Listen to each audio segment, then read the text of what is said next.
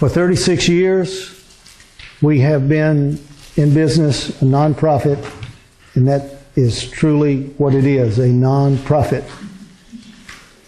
We have given books away and given them away and paid to send people around the world to 157 countries. For 36 years, the way we have done business goes like this. We have 2 bank accounts. Oh, no. One is for day-to-day business, light bill, water bill, etc. The other one is the money we set aside to print books. And we have been very dutiful and very successful at this for 36 years. The economy has taken a serious downturn. A serious downturn. Our support base has aged. Unfortunately, we're all aging. When people hit Social Security, the typical note is, "Oh, Brother Wheeling, I can't do as much as I have done. God bless you." In the last 60 to 90 days, we have printed more books because we are out of books. People are taking them and giving them away. Praise the Lord. But every time we sign a contract to print books, along comes a bill for $20,000, $30,000, $35,000, whatever, and we don't have it. And yours truly goes to jail. So we're at the point where we are dependent upon people like you keeping us in business. We have people who go out and do evangelistic work. John, where are you? Wave and see a real missionary right there, John Vega. If he calls and he says, "I need books," we send books. Yes? Yes. We send books because that's who we are. That's what we do. That's what we've been doing for 36 years. Now, I am convinced at the personal level that all of this is about to change. Now, Bo Polney and a lot of business people think we're going to kick the can down the road again. Don't worry, we're going to get through this. I happen to believe that that is what is going to happen right here, but for a limited time, for a limited space. I think that the doomsayers and the naysayers who said the sky is falling, yours truly, the sky is falling, are going to become laughing stock for a while. That is the time you and I need to be making hay while the sun shines. If you have no backup plan, in case things get tough and rough, which direction are we going to go? Well, let me simplify matters for you. Never get on an interstate highway when there's a crisis. We've learned that all over hurricane country, all over, because they get on the highway, somebody runs out of gas, and there the rest of them sit till the hurricane, whatever. It will happen here. If there's a crisis, if something happens in California, don't get on the interstate. You have a plan, you have a route, you have a map, and you've marked it, you've highlighted it in yellow, and this is the way we're going to get out of Dodge. Please listen. It could save your life. It could save your family. Lots more to be said about that. There are things that every one of us can and should do if there is even a hint of truth in this. Because 12 months, at least at my age, 12 months goes like water. I don't know if you've noticed that or not, but the older you get, the faster you slide downhill. I have 8 or 10 slides left in this discussion. I want to take you there. Let his heart be changed from a man let a beast's heart be given to him. Let 7 times pass over him. To the intent that the living may know that the Most High rules in the kingdom of men and gives it to whomsoever he will, and sets up over it the basest of men. Now the tree you saw, which grew and was strong, whose height reached to heaven, the sight thereof to all the... If you will go home and study Daniel chapter 4, you will find that this story is repeated 3 times in chapter 4. 3 times this scenario. So what? If the story is told twice according to the Bible, it means that it's certain. What does it mean if it's told 3 times? And by the way, in the 4 Gospels, the signs of Jesus coming are told 3 times. Looking at you. In the days of Hezekiah and Isaiah, the record is repeated 3 times. Jesus said, where 2 or 3 agree in the matter. Here's Daniel to the king. It's you, O king, that are grown, become strong, for your greatness is grown, reaches to heaven, your dominion to the end of the earth. And whereas the king saw a band of iron and brass around the stump, let his portion be with the rest of the donkeys in the field, till 7 times pass over him.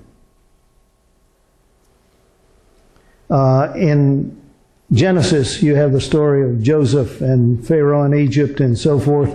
There were 7 good years and there were 7 miserable years. These are 7 miserable years. This is the interpretation, O king, decree of the Most High, that they shall drive thee from men. You're going to become an unpopular person. Your dwelling shall be with the beasts of the field. You're going to be equal with all the other low-down characters out there. They will make you eat grass like oxen, but the dew of heaven is going to be there, and 7 times will pass over you, till you know that the Most High rules and not you. And God will give power or authority to whomsoever he will. And whereas they commanded to leave the stump of the tree, the roots, your kingdom will be sure unto you. Now, if you want to do some serious Bible study, you get into Daniel's first vision, which is chapter 7 of Daniel. Listen, don't miss this. That's the first vision. The first vision is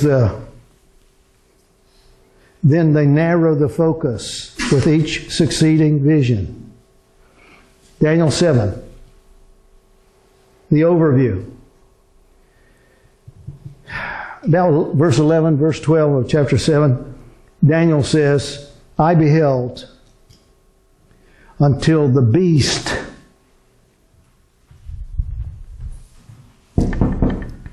was thrown to the fiery burning flame. The beast is thrown into the oven of Armageddon. I watched until the beast was thrown to the burning flame. As concerning, watch the other beasts. That's the lion, the bear, and the leopard. Their dominion was taken away, but their lives were prolonged. The beast is going to be, and yes, it will be nuclear. But the lion, the bear, and the leopard, will still be there for a little while. The margin says a prolonging in life was given to them. It's not like 10 more years. That's not the idea. That is the idea here. You are going to be miserable for 7 years. You're going to be scowled upon and looked down upon by your equals. You're going to be made equal to them. But you're preserved for a while. Your kingdom or your authority is going to be sure to you. I love this. It's a script that I would not have written simply because you can't get there. At the end of 12 months, he walked in the palace of the kingdom. He said, I did it. I told him I was going to do it, and I did it. And while the word was in his mouth, a voice from heaven said, you're going down, big boy, you're going down. They will drive you from men. Your dwelling shall be with the beasts of the field. They will make you eat grass with the rest of the oxen. 7 times will pass over you until you know the Most High rules. You know. The same hour was the thing fulfilled upon Nebuchadnezzar. So I've said before, I want to say again, this is only my idea. It may or may not be correct. But if this is correct, and this is correct, and this is correct, then I believe that the 12 months belongs at the beginning of 8 years. And 7 times will then pass over. The madness. And I shall not be surprised if this has anything to do with Donald Trump. I will not be surprised with the collapse, total collapse of the U.S. economy and the U.S. dollar. I will not be surprised if he loses his billions.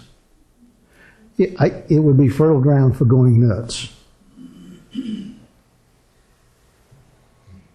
He was driven from men, ate grass like oxen, his body wet with dew, till his hairs were grown like eagle's feathers, and his nails like birds' claws. At the end of the days, this is Nebuchadnezzar writing, at the end of the days, I, Nebuchadnezzar, lifted up my eyes to heaven, and my understanding returned to me. I blessed the Most High and praised and honored Him that lives forever and ever, whose dominion is an everlasting dominion. That's at the end of all of this. That's the second coming of Jesus in the clouds of heaven as King of kings and Lord of lords. That's what he's talking about. An everlasting dominion. His kingdom is from generation to generation. And all the inhabitants of the earth are reputed as nothing. He doeth according to His will in the army of heaven and among the inhabitants of the earth. And nobody can stop Him, if it is His will. At the same time, my reason returned unto me, and for the glory of my kingdom, mine honor and brightness returned to me, and my counselors and my lords sought unto me, and I was established. My kingdom excellent, and majesty was added unto me. That's Nebuchadnezzar, and so you have to read through. I am a patriotic American. I'm not just an American. I'm a patriotic American. I don't have a drum and bugle and all of that kind of thing, but I want to tell you I was born 1 month after Pearl Harbor was bombed. I was an infant during the war years. And it made a lasting impression on me in that youthfulness, because my mother had brothers who were sent overseas to fight. And there was lots of discussion in my family. One of her brothers, we called him Uncle Donnie. His name was John. He's deceased now.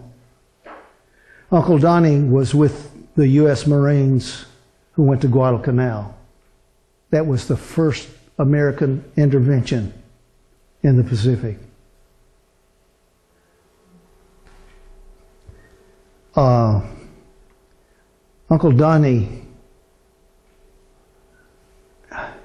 he and a buddy were in a little pup tent or whatever you want to call it on Guadalcanal. They were some of the first on shore. And the Japanese would come over flying real low, sometimes day, sometimes night. The Japanese would come over and then drop bombs, just boom. They were in their tent. It was a stand-up tent, but they were in their tent. And they were sitting, as Donnie referred to it, in our skivvies, and they were reading the Bible. And before they could even get up to run, the Japanese dropped a bomb and blew that tent and everything in it and their skivvies off of them. There was nothing left but 2 naked Marines and the Bible. That's amazing. No, it's beyond amazing. Now, do you have any reason to doubt why my Uncle Donnie came home and for the rest of his life was a lay preacher? No. He knows. See. Now, he had a younger brother by 2 or 3 years, and he was also a Marine. And he wound up in 1945 invading Iwo Jima. He was a ripe old 21 years of age by this time. And he was a tank commander on Iwo Jima. They had crossed the first airfield, Japanese airfield. They were going across the second Japanese airfield, and his tank was hit. He and his men tried to drop out of that bottom trap door and get out. As soon as Alfred stood up to run, Japanese machine gun blew the back of his head off. You can find his name on Oahu. Now, I remember something about this because my mother was the eldest of the children in the family, 7 children. She was the eldest. Donnie was next. Alfred was 3rd or 4th down the way. And on a Sunday morning, my mother said to my father, "Alfred is dead." This was a terrible blow to my mother. And my father wanted to, "Oh no, honey, you don't know that. We don't know that." In a few days, it came. Killed in action. I want you to understand that I take no delight at all in this. None whatsoever. And we are not perfect. This nation is not perfect. But we're so far ahead of the rest of the beasts in the field. And I'm not talking about just money-wise. You have to understand that Germany had about 60 million people, population, Second World War. Hitler, you can trace the death and misery of 65 to 67 million persons to Adolf Hitler, because he started this misery. If the playing field were level, then we would have encouraged the Russians when they invaded Germany from the east. And if it were left to the Russians, they would have killed every last 60 million Germans left just to get even. Do you know who stood in the way? Do you know history? Do you know who stood in the way? The Russians said, "We're going to starve them to death. If you won't let us blow them up, we'll starve them to death." So they surrounded East Berlin and they said, "No more food comes in. No more medicine comes in. No more, no more, no more." And this nation, in spite of everything we had suffered, flew plane loads of food and medicine to keep those people alive. Don't talk to me about how bad Americans are and how bad America is. We're not perfect. But we're a long way from donkeys in the field. Now, God is looking down on this country. He has prospered this nation. And it's not that He's getting even. It's that He's leaving us to our ways. And we have decided we don't want God in our schools. We have decided we don't want God in our businesses. We have decided that we want. And so God is going to allow us to get what we want. I don't even relish the thought. But all of this business, down with the dogs and down with the donkeys and down with the beasts of the field, that's where we're going. And I'm not accustomed to it, and you're not either. I have never known that kind of America. It's on the way. And God will permit it in order to turn hearts, change minds. Nothing would please me more than to be mistaken. I want that understood. I don't want anyone to leave here and think that, oh boy, he thinks it's a great idea to humble America. No, I don't. But if God doesn't intervene, we're goners. We're goners. Well, what do I have? 1, 2 more slides? Now, I, Nebuchadnezzar, praise and extol and honor the King of heaven, all whose works are truth, his ways judgment, and those that walk in pride, he's able to abase. The great tree possibly represents King Nebuchadnezzar. The great tree and the great king possibly represent Earth's most powerful nation when 7 last years come. The United States of America. The president at that time will be a proud and boastful person. The 7 prophetic years will begin 1 year, 12 months after the president is elevated and boasting. One more thing. His pride will turn all the other beasts against him. Oh, they're already screaming. Because they know he's going to do it. We're going to build a wall. They're going to pay for it. Oh, no, we're not. You just wait and see. And 7 impoverished years will follow for America, setting the stage for a one world order. This is the new. This will be the follow-on, the one world order. This is the one that will impose a mark, a number, or a name. Not this one. This one. We'll get there. I think you'll be surprised when we do. The president will become insane with the rest of us.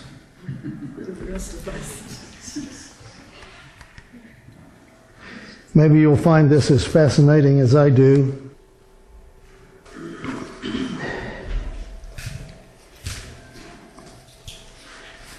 .52%, 52% of all suns, S-U-N-S, 52% of all suns have a companion star. Some astronomers and cosmologists believe the percentage is even higher, but we'll settle for 52%. That means more than half of the stars that are in a galaxy, in a cluster of galaxies, in a super whatever. They have a companion star. For decades, some astronomers and cosmologists have argued, debated, surmised that our sun has a companion star. And the record of history, especially biblical history, suggests the possibility.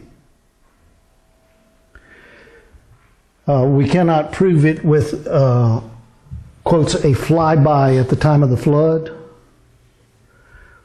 But all of the conditions, all the natural conditions and effects that took place suggest that there was some disturbance in the heavens that brought on the flood of waters. And within 400 to 500 years later brought on the ice, the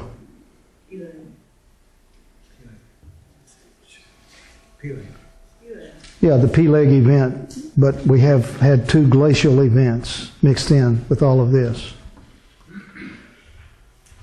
And while we cannot prove that there was a flyby at that time, all the evidence suggests that this was the case, and there's probably an icy moon, whatever, doesn't matter. At the Exodus, the word Passover means passing over. There was a passing over in the heavens, and God said through Moses, this is where you start counting. This is where you start numbering. And this will be the first month, and this will be the first day unto you. And 10 days after, and 14 days after, and. And so there was a flyby. Now we can't prove it was Nibiru or Nemesis, the Death Star, or whatever. But at Passover, at midnight, the instruction from God to Moses and the children of Israel was, get a lamb. Be prepared to kill the lamb. Bring everybody in your family inside the house. Don't let them go out. And before you shut the door and bar it, put blood. Don't let them go out. This was the equivalent of 90 days down the road. Don't let them look up.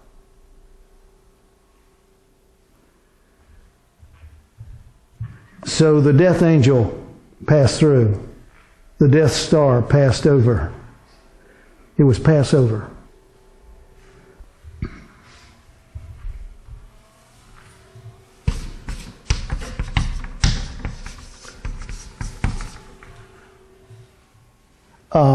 What time of the sanctuary year did Jesus die? What time in the Passover year did Jesus die? Spring. No. Passover. In the spring. Yes, but Passover. That was the time. All right? Jesus was the true lamb that you signified back here. Let me ask you this. Was there anything strange going on in the heavens when he was born? Yes. We have seen what? Was there anything strange going on in the heavens as he was dying? Absolutely. Absolutely. There is going to be a passing over. Again. This is where we begin counting. This is the true Exodus. We are preparing to leave for the Promised Land.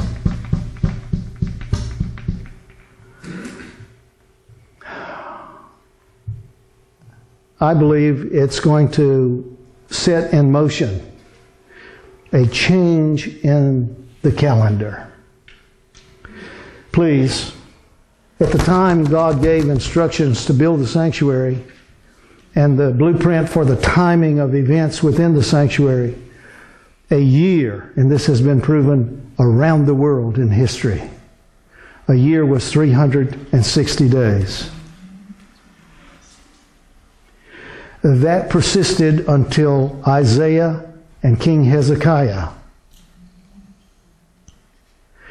And there was a passing over in the heavens at midnight in a Jubilee year. Hot rocks from heaven fell upon the Assyrian army, and 185,000 woke up dead. That's what it says. I told you the dead know everything.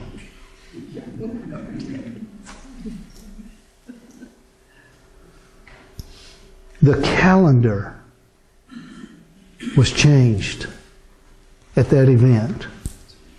The flyby was evidently near enough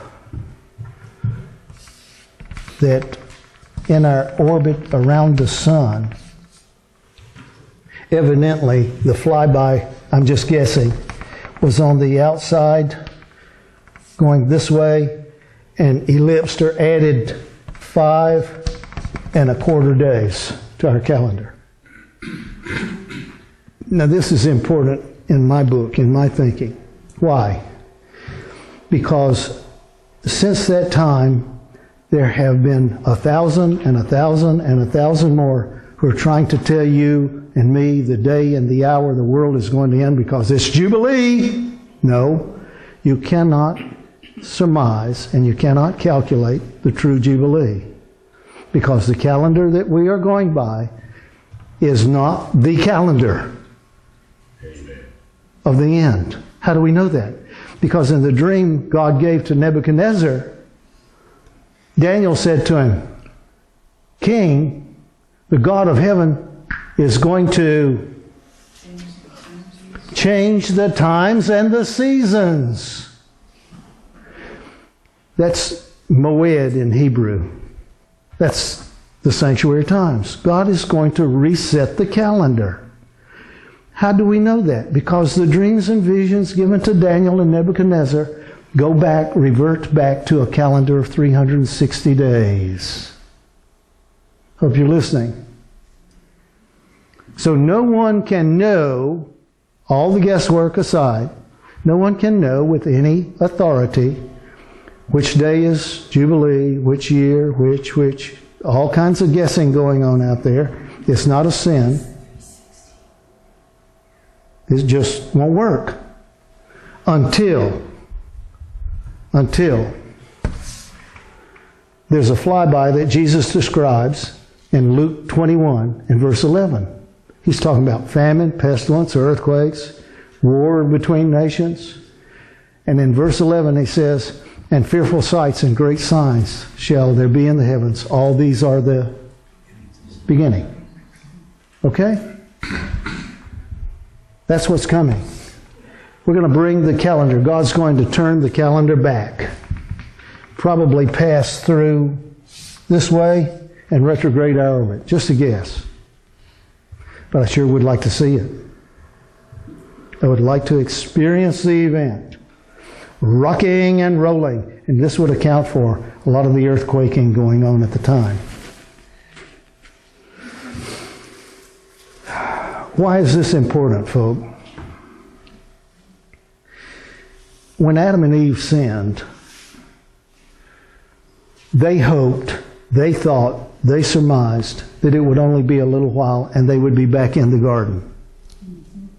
There's plenty of evidence in the script to surmise that, to think that they thought.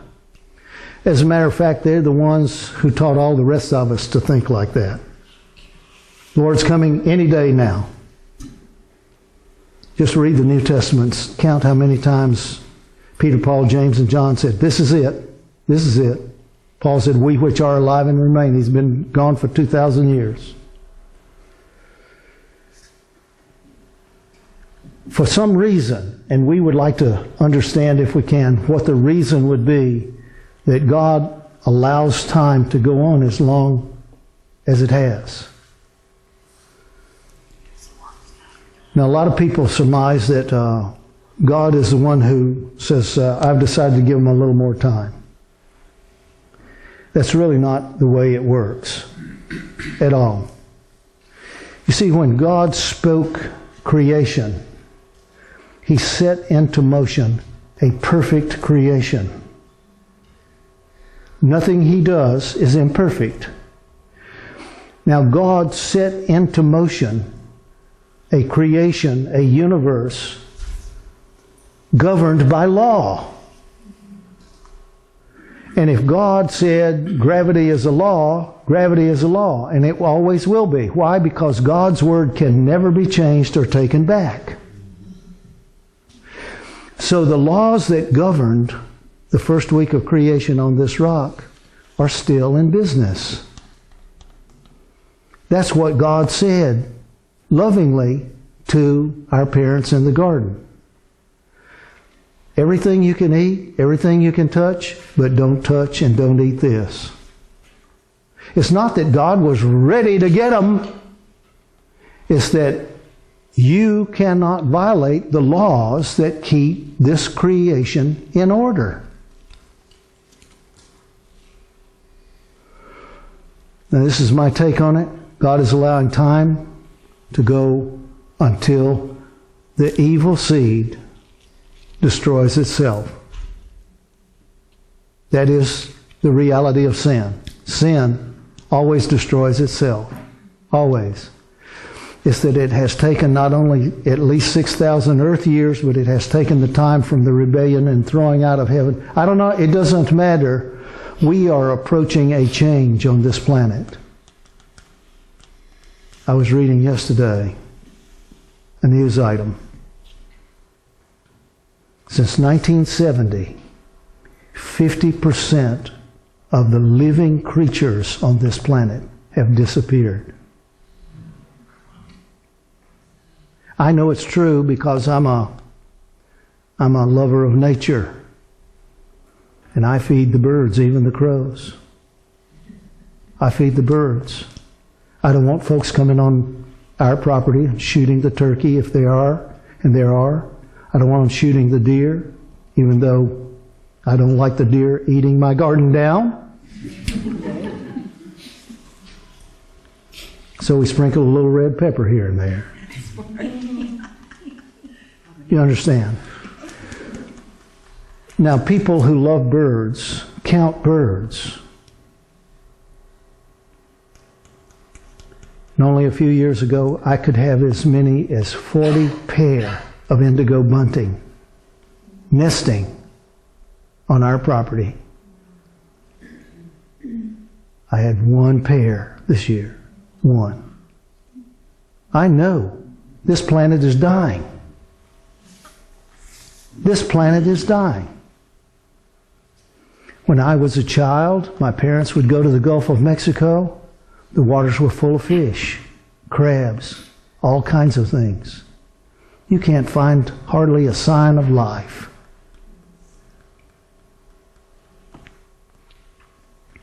This planet is dying. The time of the end is the time of death for this planet, just like Adam and Eve were to meet death. The planet of which we have been made, from which we have been made, has its own death date. It's not that God says, I want to kill everybody on this day. That's not it. It's that death is on the way. It's not a very inviting picture, but that's where we are. You and I, if we live long enough, are going to die. Oh no. Oh yes. As a matter of fact, please listen. All the people Jesus healed, including the ones he resurrected, are all dead.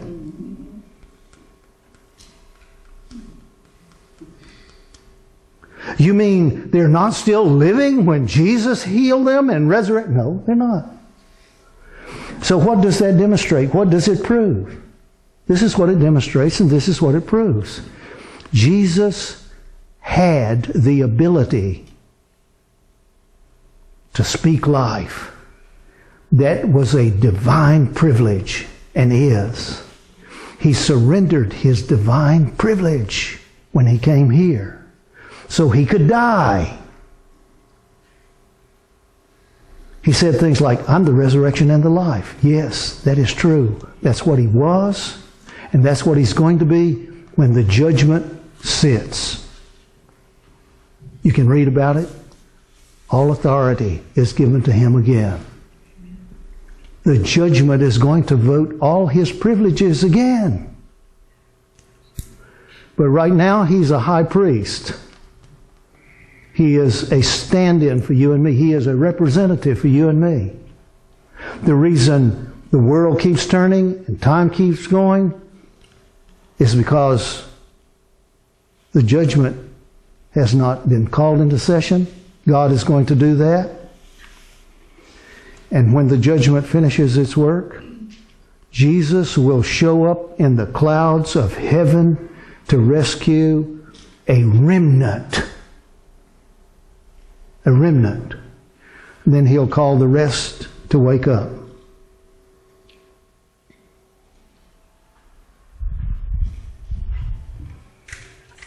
I don't know how you feel about some of these things, but they are fascinating to me. That's you. That's Baja.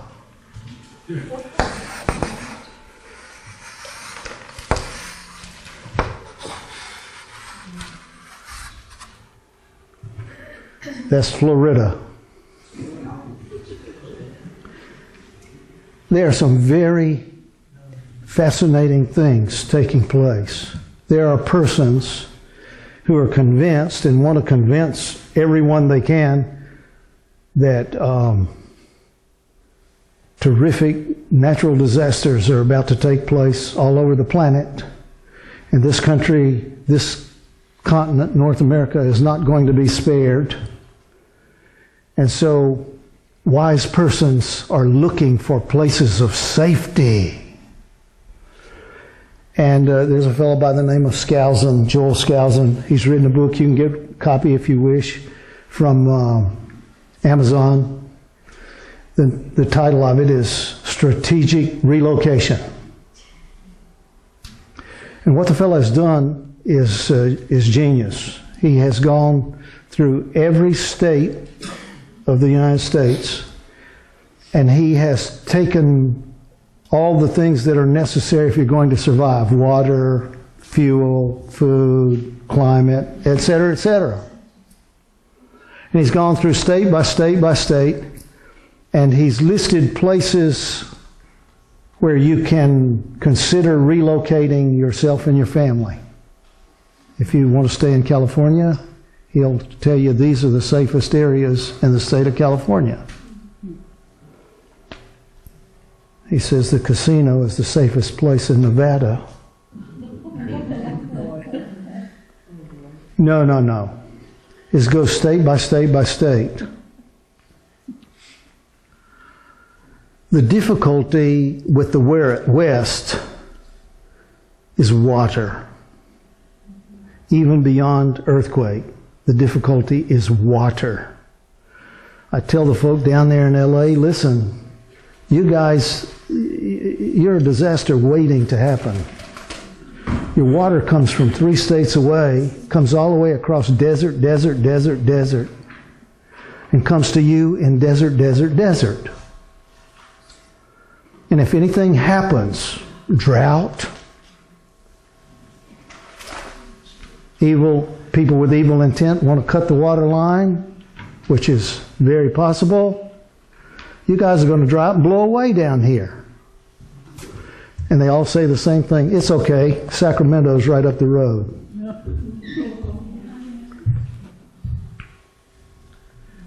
No. There are places in each of the states, as he will show you if you are interested in reading. But the problem west of the Rockies is water and elevation. Now, we have friends in Colorado, and they love living in Colorado. It's a beautiful place, except for all the Californians that moved in.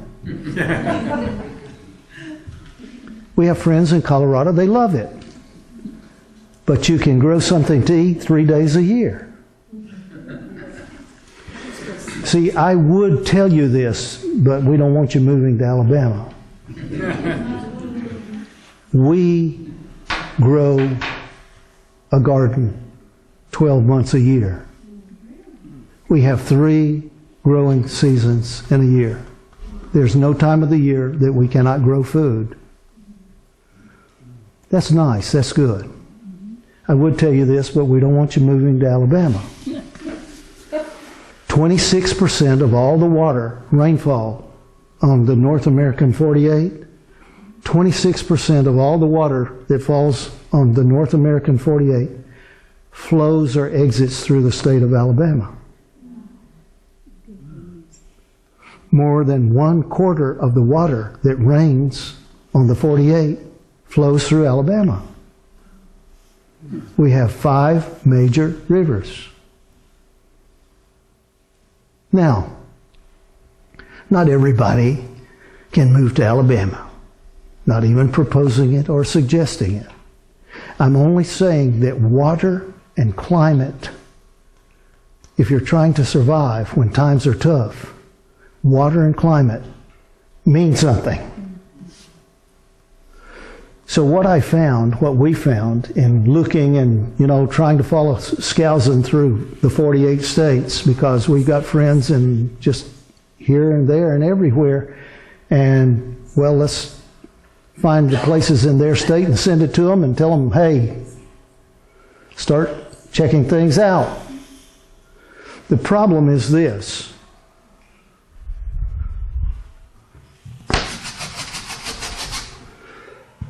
This side of the Rockies,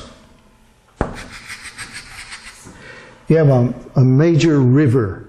It's called the Mississippi. It's one of the largest rivers on the planet, voluminous and so forth. The Mississippi is where it is because it is a fault line. It is a crack. That's why the water's flowing that way. Happened, I think, in the days of Peleg, but it doesn't matter. It's there. It's a reality. And up here about Tennessee, Missouri, Arkansas, there's a cross fault. This cross fault happens to be like so, and it's connected to Yellowstone caldera. You listening? I mean, things don't happen in isolation. This is not a safe place to be. As a matter of fact, if you read about potential earthquake in California, the San Andreas, then the Cascadia and the Juan de Fuca, when you read about this, this is almost an equivalent, just in a smaller space. This is called the New Madrid Fault. It quaked and shaked in 1811 and 1812. If you don't know anything about the history of that event, it caused the Mississippi River to flow backward for 3 and 4 days. All right? This is not a healthy place to camp out, because the seismologists that are talking to California and Oregon and Washington are also talking about the New Madrid. It's heating. It's heating. What does that mean? Why do we keep talking about global warming? What they are not telling you and me and us, but can easily be discerned if you want to know, what they're not telling you is that every planet in our solar system is heating. This is a frictional heating. It means that something is on the way to our neighborhood. Call it Nibiru, call it Nemesis, call it Planet X. There is something approaching our neighborhood. I believe it's going to make a debut 3.5 years before Jesus comes. It's going to reset the clock, and we start counting in Daniel and Revelation for 3.5 years, 40 and 2 months, 1,260 days, yea, 1,290, yea, 1,335. All of these have significance. We'll talk about some of that in a little while. There is a region, and I hesitate to do this, but I can't help myself.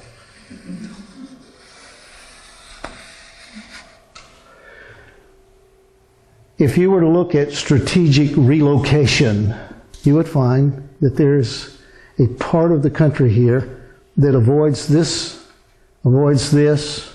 etc., etc. Doesn't mean it's perfect. Doesn't mean you're guaranteed to live forever.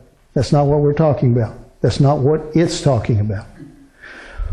But there's water, and there's climate, and there's solid ground for the most part.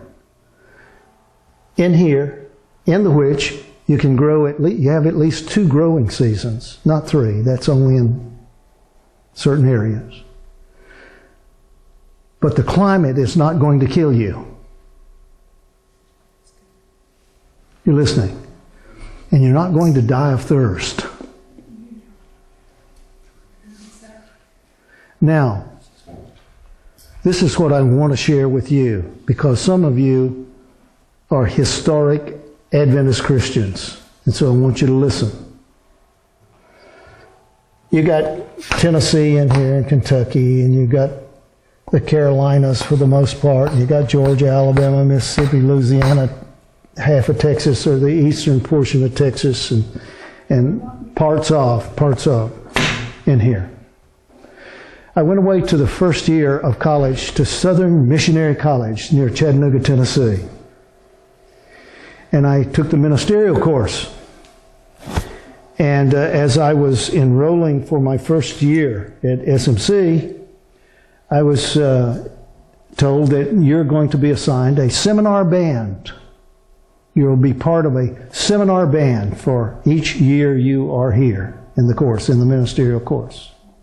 Well, what is that? It means some little church, some little struggling church out there within 40, 50, 60 miles of the school is going to see you once a month for the school year. You're going to go and you're going to be part of Sabbath school and services, and you're going to go and you're going to become acquainted with the people and they with you. And it was a good event. It was a good thing.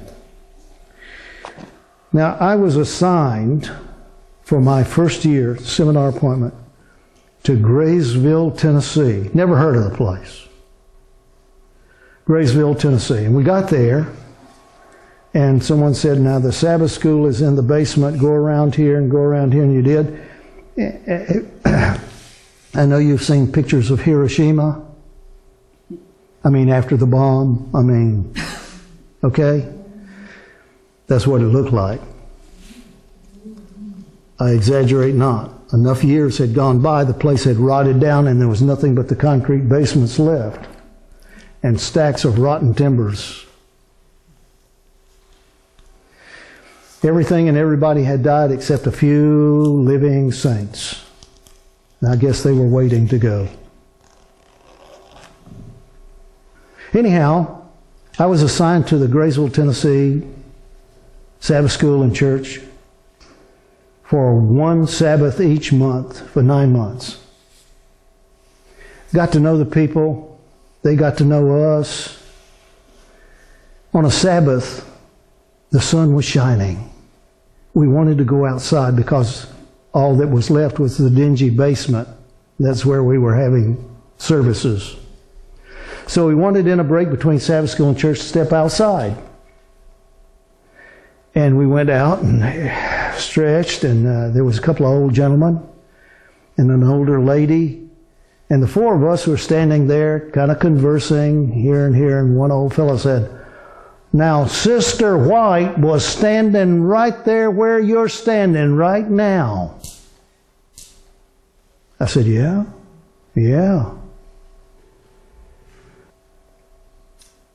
And the old guy took his arm like this, and he swept it out across. And he said, she stood right there, and she said, this is one of the places I saw where God's people would survive. I never have forgotten that. So when I'm looking at Joel Skousen and he's talking about places that, if you want to survive, among the very places is where that arm swept. And I don't mind telling you that I don't see people tearing up their lives, interrupting their families, interrupting their jobs, their employment. I don't see any of that. It's totally impractical. But if you could live here or wherever and know that there is a place that if you ever have to go, you can go. Now that would be approaching heaven, especially if they're growing food, if there's water, if there's whatever. So I'm saying to people like you, consider a travel trailer or motorhome, and there are so many of them parked along the sides of the roads these days for sale for a fraction. For a fraction. Pray about it.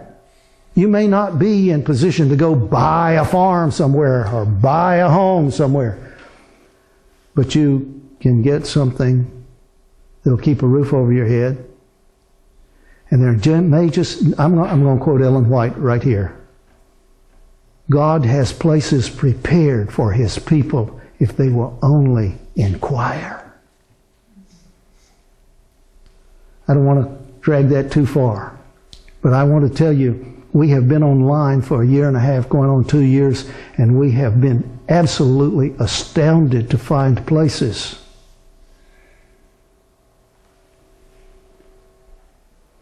Well, we have to wait and see what happens on the 8th of November and the 20th of January and whatever. I want to say this. Something will happen 12 months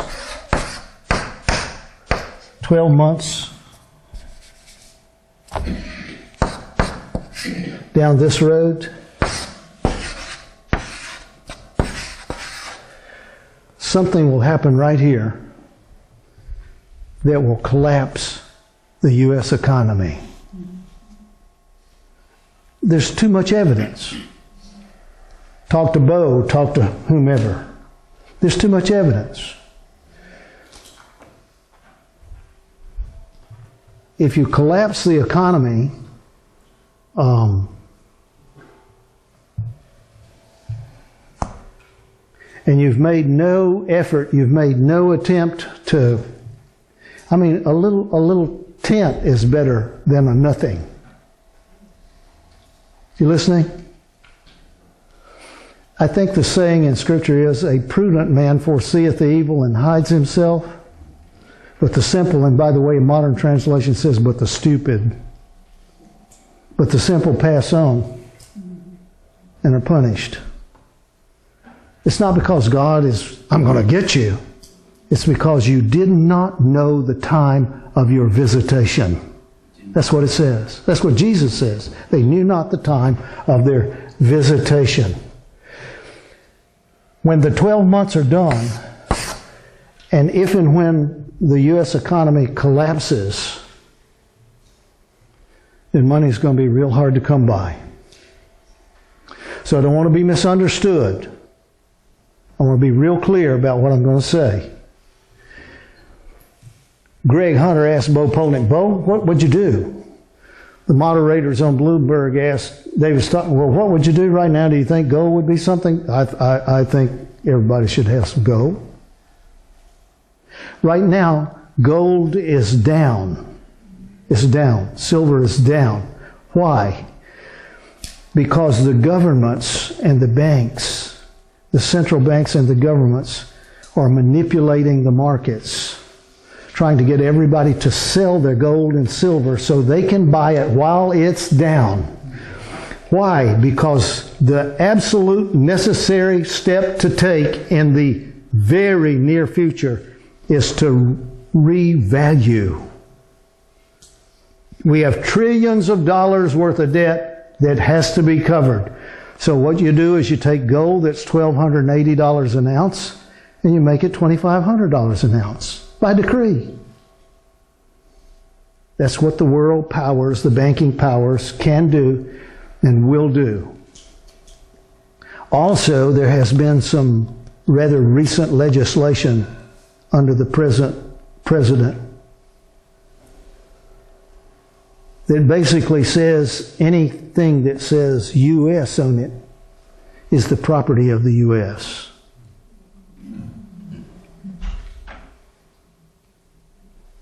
I want it to be the property of me if I ever get the money to buy some gold or whatever. You understand? So some are suggesting that you might consider Canadian maple leaves. And by the way, they're available for about $20 an ounce less than the U.S. gold dollar. Gold, $20 gold piece, about $20 less. And they are 4 nines pure. Both the gold and the silver. You specify it and ask for it. Well, I'm not trusting the gold and silver. It says in the Bible, they're going to throw it in the streets. Yes, and that's at the day of Jesus' return in the clouds of heaven. Check it out.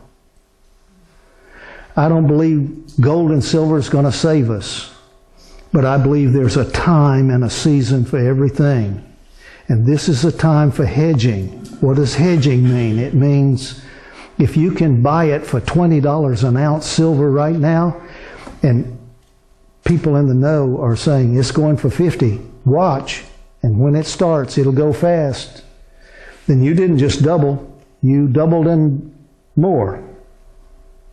And then you may be able, when the dollar is going this way, you may be able to account for the devaluation of your regular dollar by having something to turn. Are you listening?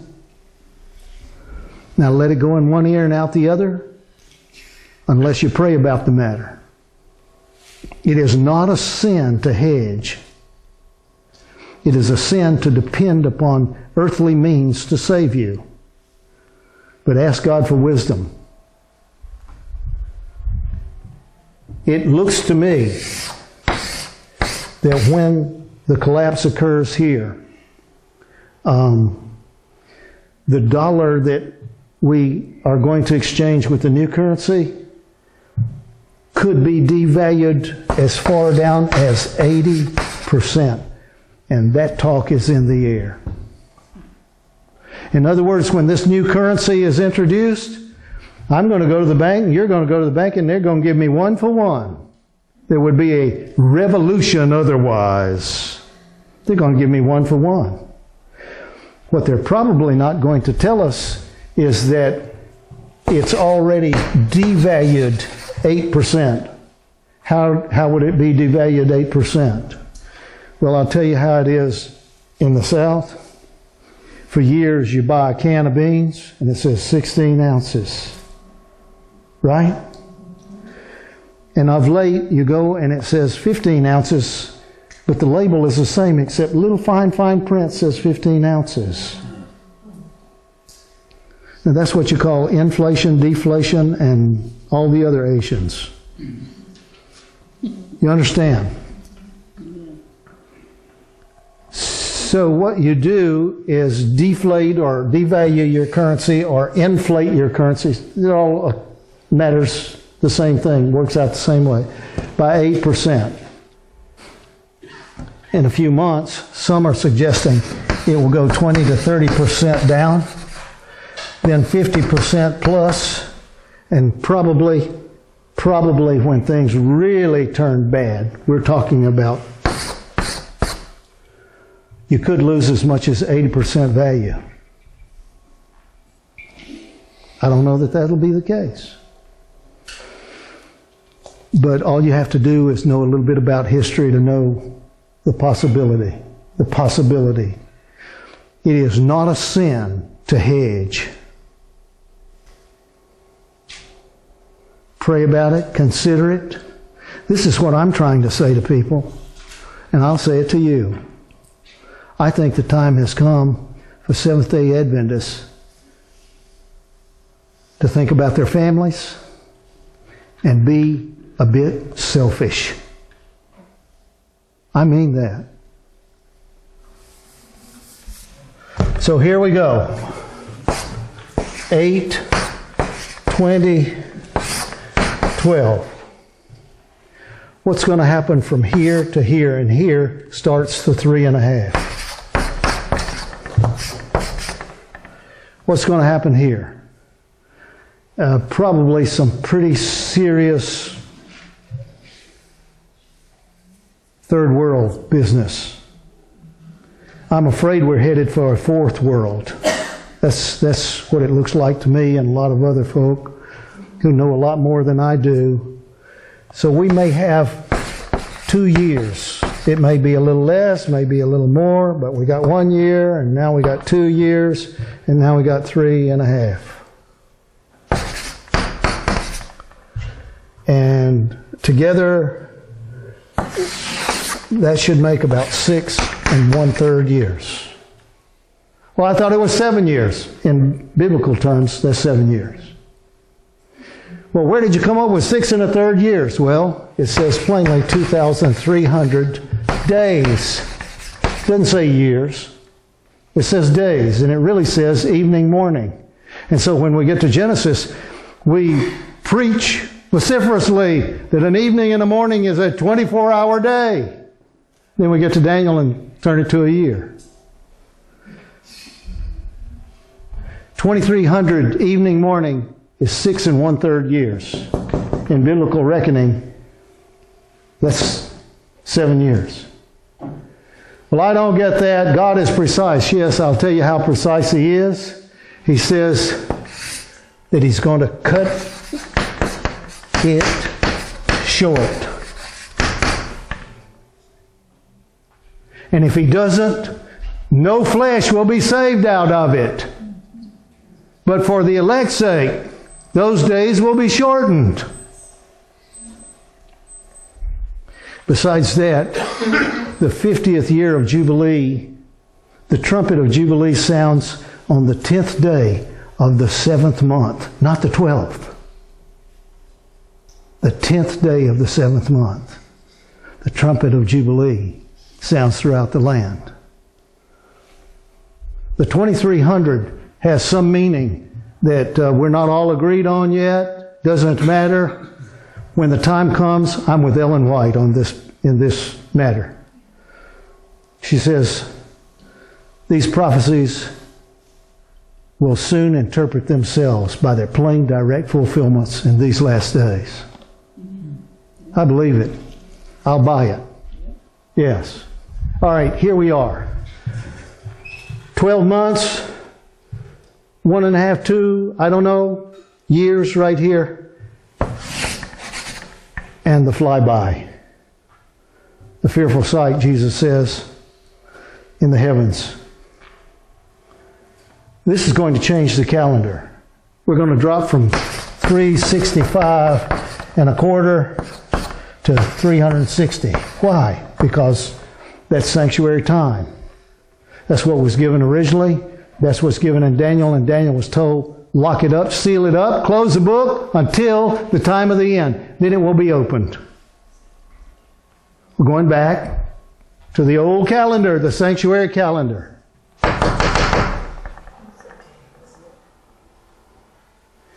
After the flyby, please listen, I believe, it's personal, I believe 50 days after the flyby, which would be Pentecost, Passover, 50 days, Pentecost, I believe Moses and Elijah will appear. And the outpouring of the latter rain will commence. Just telling you what I think. 3.5 years they're going to preach, it says, to every kindred, tongue, nation, and people. How do you do that? It's called radio, TV, and internet. And where will they be? Come on. Jerusalem. Plainly stated. Why will they be in Jerusalem?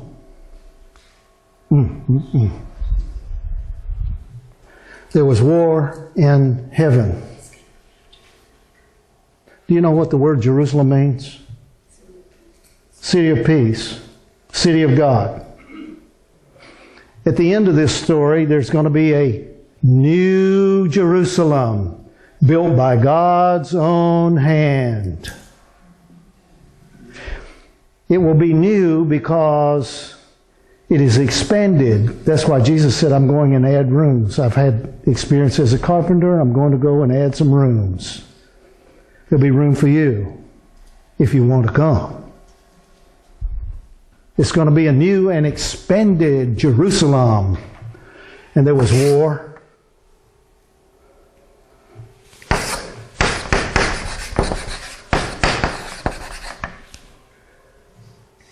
What was the garden all about?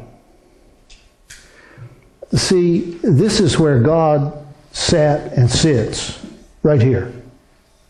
This is why Michael fought here and didn't fight here and didn't fight here. Have you ever wondered about any of this? He fought for his own house, but he lets you and me kind of... You never wondered about any of this. At that time shall... There was war in heaven, and Michael and his angels fought. It's coming again. Well, why didn't it come here? You know, folk, it's not right to pass judgment on the Jews because they rejected Jesus. See, they were told way back yonder in the Exodus, you're going to the Promised Land. 1,000+ years from the Exodus to this time. And Jesus showed up.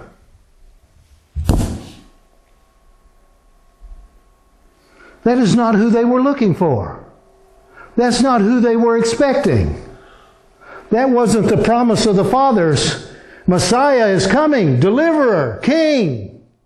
They were looking for a king, and a helpless babe showed up. And poor as well. You've got to satisfy your own mind and heart as to why God would fight for His house and fight for His house and let you and me. And here it is. God introduced a plan. It has taken virtually 6,000 earth years to work out this plan. It started with a promise. It went to a payment. Jesus came, blood, payment, and it's going to wind up with payday. That's what the plan is. That's the sanctuary plan. Judgment comes at the end. That's payday. For the wicked, for the lost, as well as for the ransomed and redeemed. Time lingers because this has not happened yet. It lingers because God is going to... You know, I really like to garden. I'm a lousy gardener, but I like to garden. Okay? Now, Jesus is giving a parable. And He's talking about sowing seed. And when they woke up in the morning, what was mixed in with the good seed? Tares. So His servants, angels, so His servants said, we're going to go pull the tares up. Now Jesus, being a good gardener, said, no. I have complained in my prayers about my garden. When I see a weed, I do not wait for it. I pull it. That is the evidence of good gardening, a good gardener. None of this wait till it bears weeds and more. What is God doing? Because, look, you're God, you're sitting on the throne. You have a vast universe that is yours. Do you think when a tree falls in Alabama, God sent an angel down and said, push it over? No. No. It's just going to live in these conditions till it gets old and dies and rots and falls over. Maybe the wind or the termites or whatever take it down. God's not micromanaging His creation. He has laws that govern creation. And one of those laws says, don't touch that and don't eat that because the end of it is death. It's taking evidently about 6,000 years to finish all of this. And the sanctuary is timed to meet the end and provide a way of escape for you and me and all of those who came before us. We need to understand that the three angels' messages go to every kindred, tongue, nation, and people. And what do they say? Fear God, give glory to Him, for the hour of what is come? Yeah, His judgment. His judgment. His determination. His decision. His will. The hour is come. Now, I don't know if that's 3.5 years. I don't know if it's 1 year. But I know that it will end when a pronouncement is made in the heavenly sanctuary. It is done. It is finished. And he will step out of the sanctuary and change his robes from to. That's what the people were expecting 2,000 years ago. It was a great disappointment. That's what Advent pioneers were expecting. And it was a great disappointment. I don't think we're going to be disappointed this time. I really don't. I think you and I, it's my thinking, I believe you and I are the last generation. That's what I believe. So here we are, war in Jerusalem. This was a war in Jerusalem. And Armageddon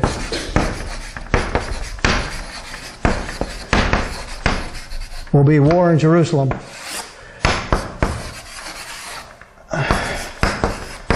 In 1,000 years more, the last war in Jerusalem will take place. It will take place when the holy city comes down and rests where God wants to plant it. And then Lucifer and his bunch, angelic and human, will be resurrected to make their last march on the city of God. Now this is just wishful thinking on my part. John says in Revelation, I saw the wicked, they were as the sand of the sea. For many years I read that and I thought of human beings in those terms. And then I decided, wait a minute, those are the bad angels. Those are the really bad guys.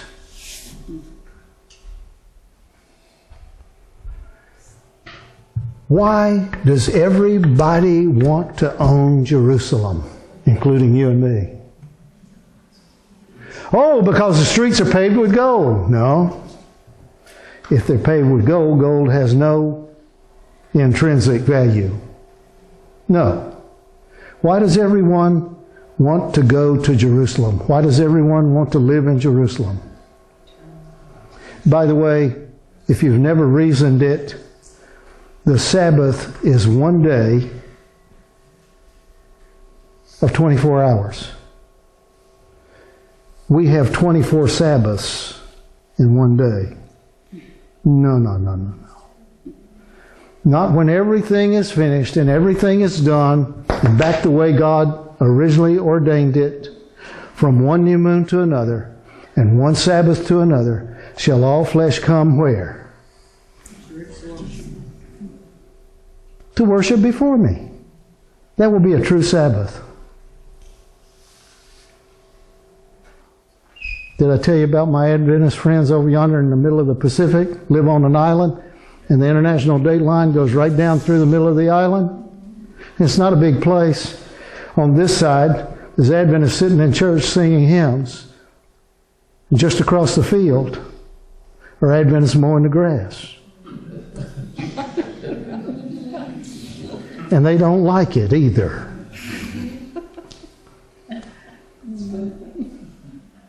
No. You and I are not living in heaven yet, folk. We're not living up to the original plan. But God's plan is to work it back to the original plan. Yeah.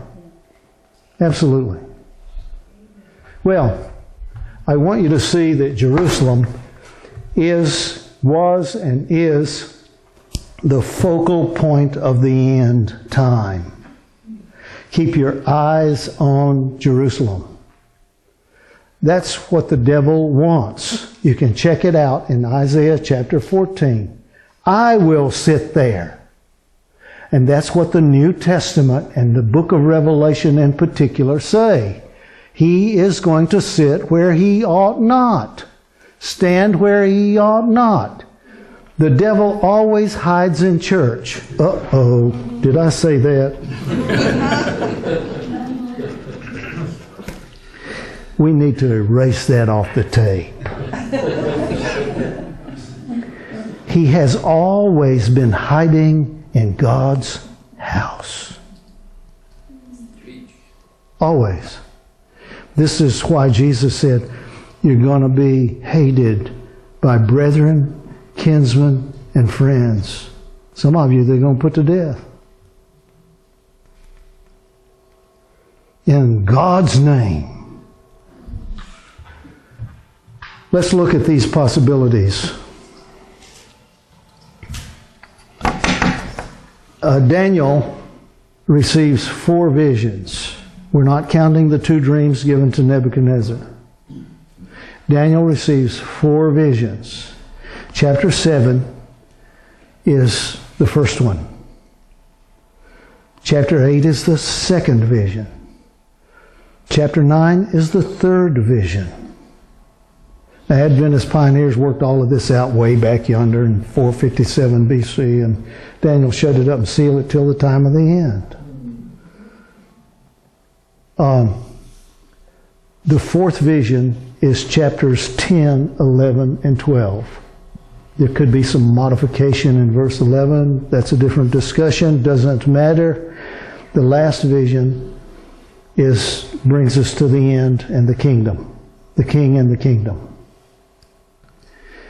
Daniel says, for example, in each vision, like in verse 19 thereabouts, in chapter 7, the first vision, then I said to the angel, what about this and what about that and what is the meaning of the beast and on and on.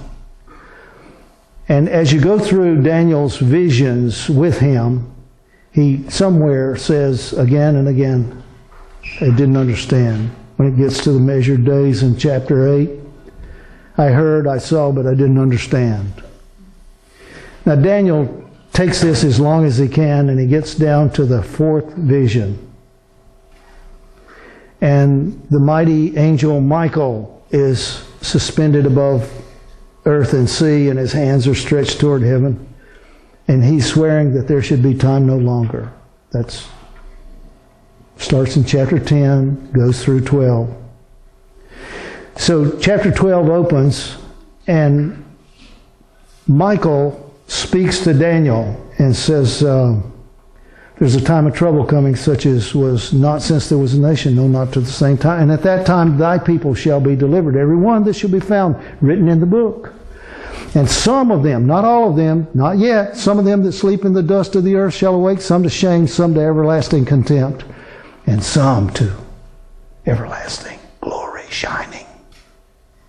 Some are going to shine like the stars of heaven. Now we get to verse 4 of chapter 12.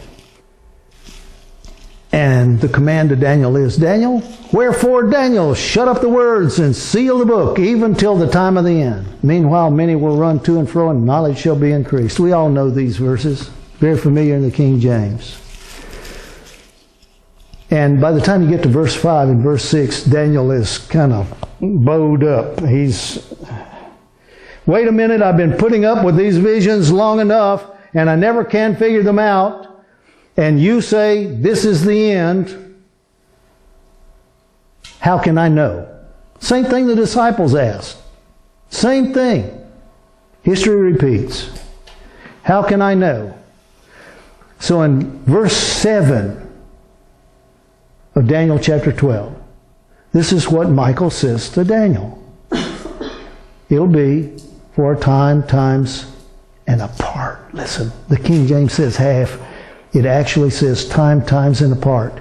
And when he, that is the wicked one who is doing all of these things against God and against God's people, when he shall have accomplished, he is going. I get this all the time with people. Try and explain to people, look, God loses a lot of battles down here. God loses a lot of, oh no, God, oh yes. God, because this is the devil's territory. God loses, but he will not lose the war. Can Can you understand the difference? You and I have faith and confidence that He will not lose the war. Some of us may pay a price. Anyhow, Daniel is protesting to Michael. I want to know, how can we know when the end is all of this? How long will it be till all of this is done? And he says, it shall be for a time, times, and apart. And when he, that is the man of sin, when he shall have accomplished to scatter or break the power of the holy people, that's the two witnesses, that's Moses and Elijah, put to death. When he murders the two witnesses, that's it. Katie, bar the door. Now, my personal view is that's the close of probation, right there. And 3.5 days later, God's not going to resurrect those two mighty prophets in 3 days. No, that's reserved for Jesus. We got to go 3.5. After 3 days and a half, a voice from heaven said, get up and come up here. That's a special resurrection. We know it's a special resurrection because Jesus says that in this time there will be some bad guys resurrected along with some good guys. Now, how can that be? Because on the day of that false, crooked, rigged trial, when Jesus was brought in before the high priest and members of the Sanhedrin, they spit on him, they slapped him, they blindfolded him. Prophesy, who hit you? They pushed thorns into his scalp and his brow. Prophesy, tell us, if you're the Son of God, deliver yourself. And here was his response. Hereafter. That means sometime beyond this one. Hereafter. You are going to see the Son of Man sitting on the right hand of power, coming in the clouds of heaven. And this is where it happens, right there. When Moses and Elijah are resurrected, some of these Sanhedrin guys are resurrected. It says, some of them, unto the resurrection of damnation. So, it says time, times, and apart. That's important. Why? Because 1,260 days is time, times, and apart. 1,290 days is time, times, and apart. 1,335 days is time, times, and apart. And even more interesting to me is 1,150 days, which is 2,300 divided by 2 for evening, morning. It's a mysterious number, and it says so in the text. Time, times, and apart. This is the time of the end.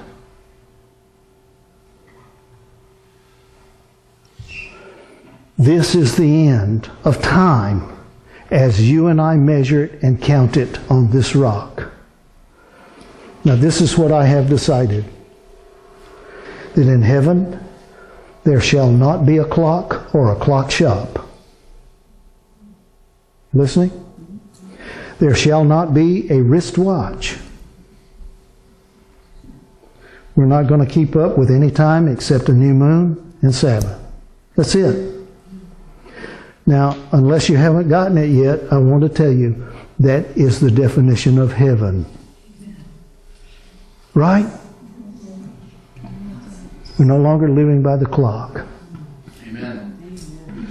I guess Jesus described that as eternal life. Got to get there, folk. We got to get there. Got to get there. Once again, this is 1.5 to 2 years. Yes, on my part.